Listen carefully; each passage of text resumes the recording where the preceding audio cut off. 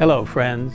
Hola amigos, a medida que continuamos nuestro viaje a través del conflicto de los siglos, recordamos haber leído en el capítulo 2 sobre la terrible persecución que sufrieron los primeros cristianos a manos del Imperio Romano secular. Sin embargo, la persecución solo avivó las llamas de la verdad y los cristianos continuaron aumentando en número. Al ver frustrado su propósito, Satanás cambió de táctica.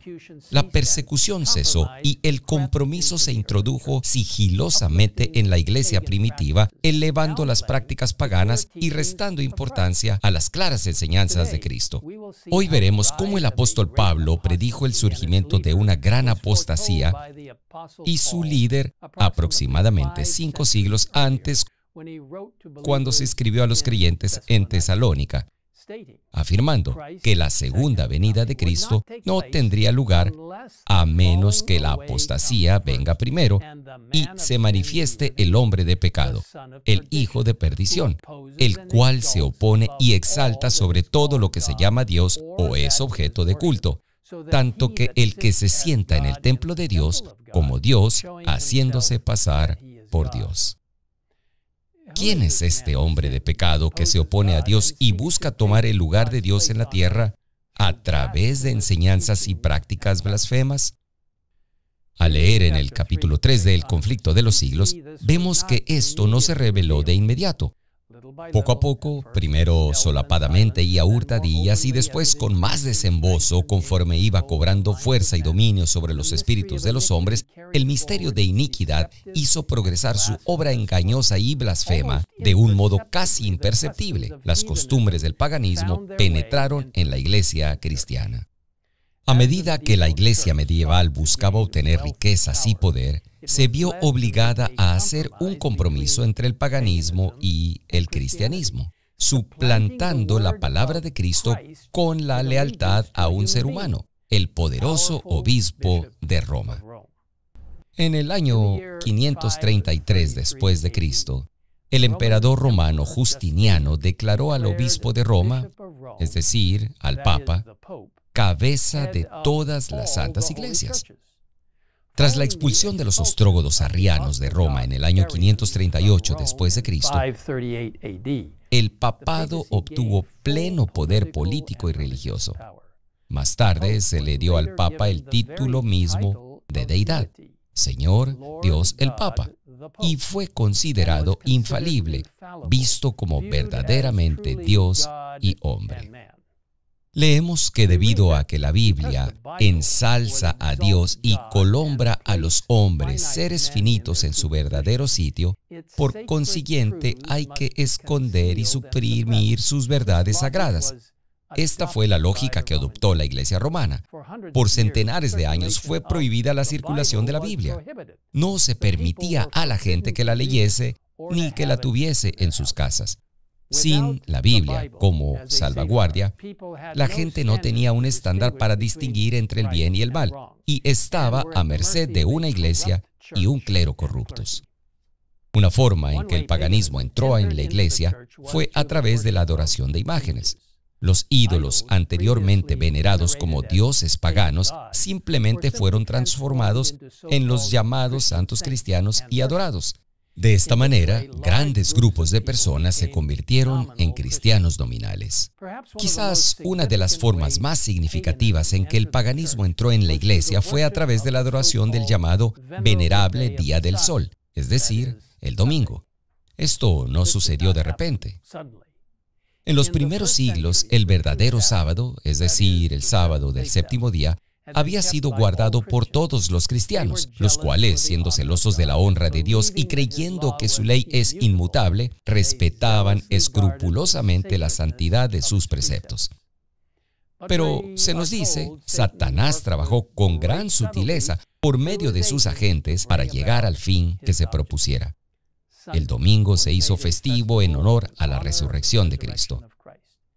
A lo largo de los años, el domingo siguió celebrándose como una gran fiesta, mientras que el sábado se convirtió en un día de ayuno y trabajo penoso.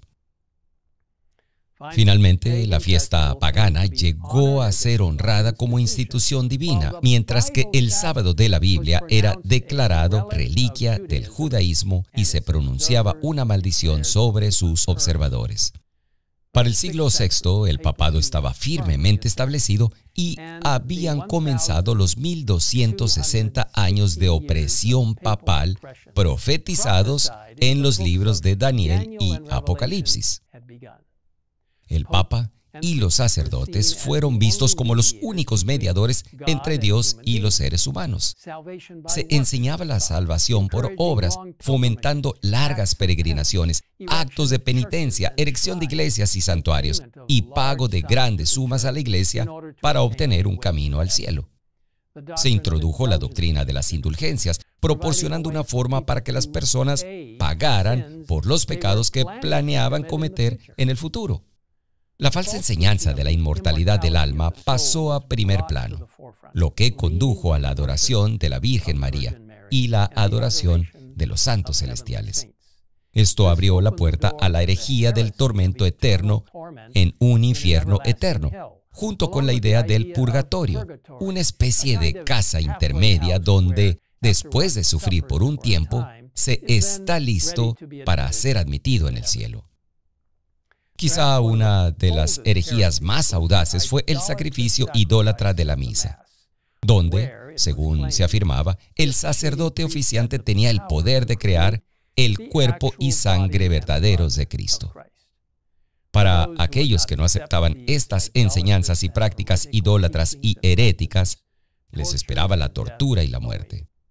En el siglo XIII se estableció el instrumento más terrible del papado, la Inquisición.